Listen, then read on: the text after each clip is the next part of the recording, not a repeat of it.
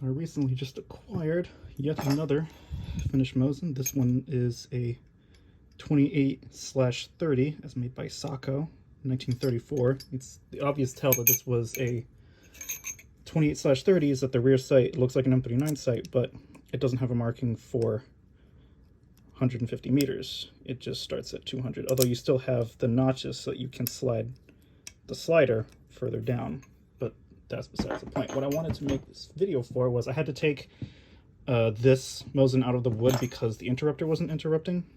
It's because that little nub wasn't in the interrupter and it was sitting too proud. But now it should work fine. What I wanted to take the opportunity to explain, though, is everyone goes on about Mosin, the Finnish Mosin triggers. You know, they're so good, and this is true. They are really good. People have a right to espouse their good points, sing their praises. But how did the Finns do it? Well, it's really simple, really.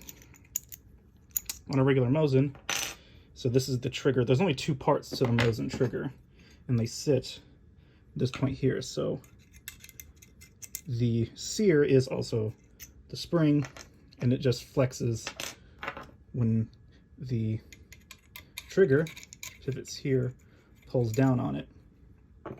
On regular Mosin, this is just a long, gritty, horrible process. Well, the Finns cleaned it up somewhat by making it a two-stage, and the way they did it is really simple. You can get it in focus.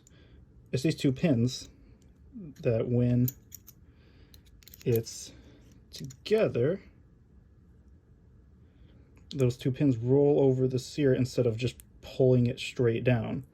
So you get a nice two-stage pull on the rifle. So I'm just going to take, oops, wrong Ballastol bottle.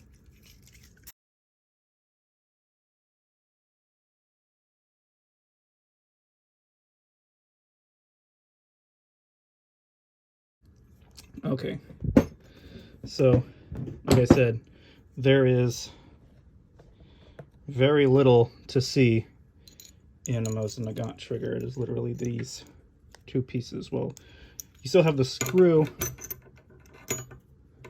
for the Sear and spring, and then you have the trigger pin.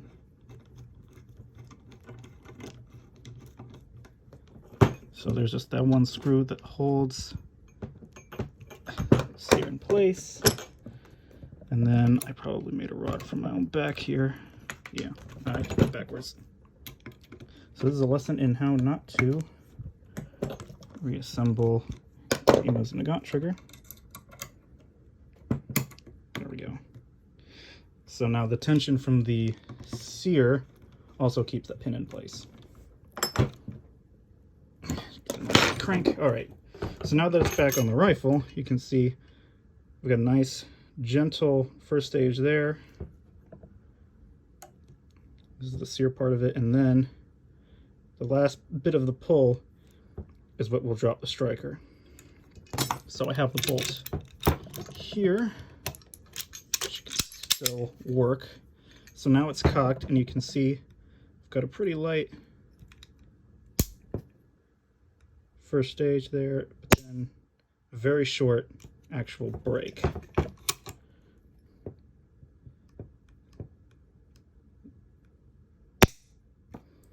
And that's how the Finns were able to clean up Mosin-nagant triggers. Very simple.